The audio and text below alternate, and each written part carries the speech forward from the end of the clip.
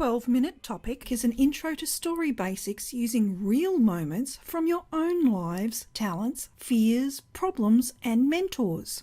For example, think back to your happiest moments. Perhaps in childhood with a favourite toy or a special moment with friends or family. It doesn't need to be fancy. My family started poor, so my favourite moments were hugs and my toys were just little stones from our driveway. I still treasure them. Or the funniest thing that ever happened to you so far. Maybe it didn't seem funny at the time. Maybe it taught you a lesson. Or maybe it was an epic failure, like every time I tried to help my grandparents in their garden. Or the scariest memory. Like, have you ever been lost? My class went to our local cemetery to learn history. Spooky. Have your friends or pets ever embarrassed you horribly? Like the time my friend took her pet to the beach. Or has anybody ever saved you from death or danger?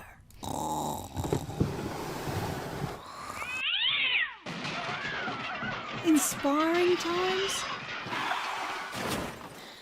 Our saddest times? Alone?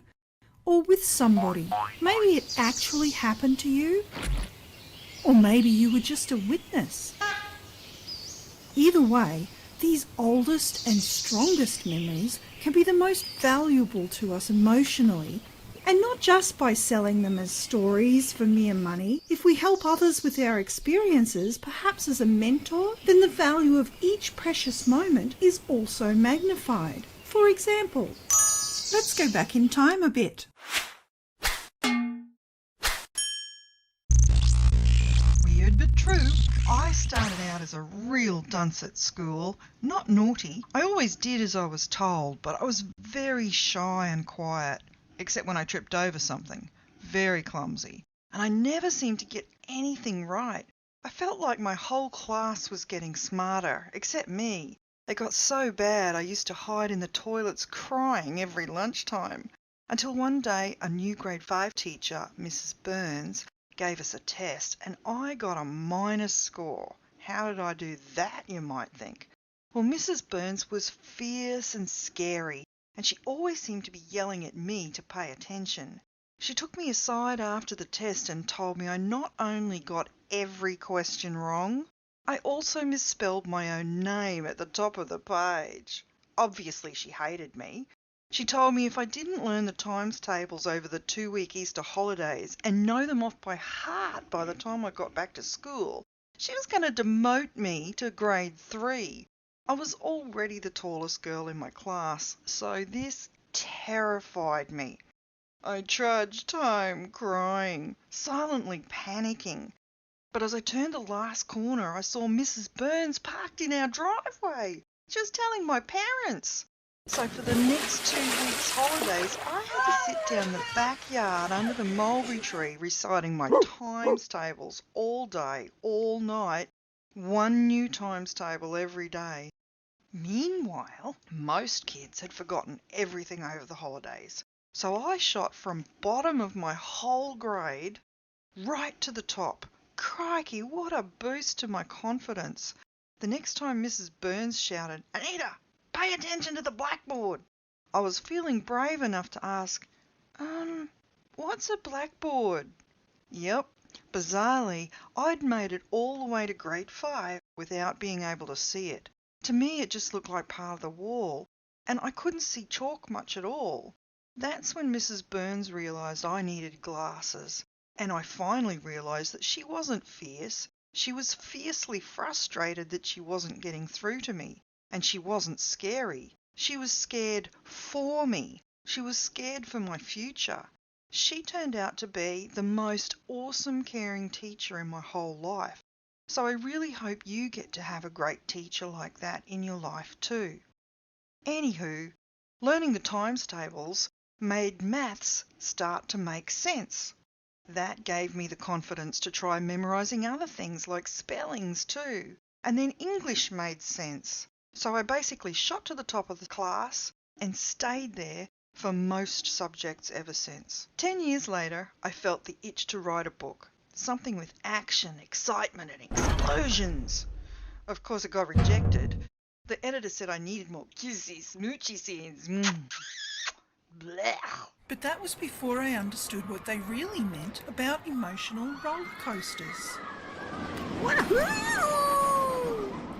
So I started to research how to write a book that people would want to read. Now I have many bestsellers and award-winning books, poems, animations and more.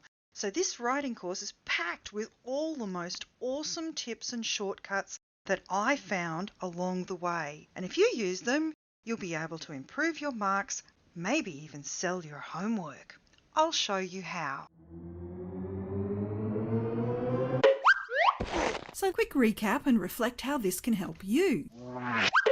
This Toon was a true story about the time I misspelled my own name, which ironically triggered a massive positive change to my whole life. Now it's your turn to see if you might have a secret little non-fiction story challenge lurking in your own shadows too.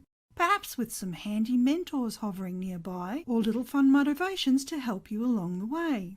If you might need real police for something serious, consult somebody you trust. Now use the handout for this unit or just a blank page in the back of your notebook to make it look like this table. Answer each part as fast as you can. Don't pause long enough to let that bossy, naggy little critical voice out of their cage in your brain. They can come out to play after lunch tomorrow. Right now, let your brainstorming creative side have the freedom to answer first. Doesn't matter if your replies seem a bit kooky or cliche at this early stage. If an answer doesn't spring to mind straight away, just skip it and come back later.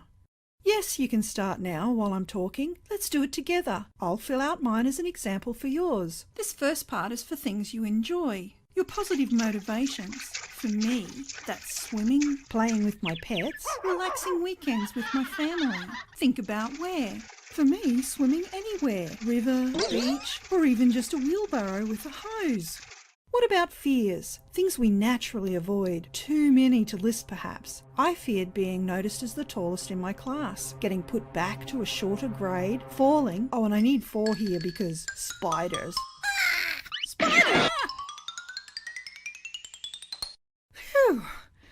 Next time warn me. That's what spoilers are for. Okay, think about your weaknesses. These are your problems or challenges. For me, it's being too shy and quiet, an introvert. The 8 times table, and red jelly snakes. I cannot pass a red jelly snake. Think about your strengths and superpowers. The 1 times table, I can totally smash that sucker now. Think about how you can overcome your problems. In real life, I could have studied harder, wear flat shoes, or wear glasses. If it was comedy fiction, I'd befriend a party animal. In fantasy, perhaps a quest for a magical spider could fix my eyes and my height while scaring the bejesus out of me. In science fiction, perhaps an evil shrink ray, which is a bit cliche, but we can fix that by having something unexpected happen.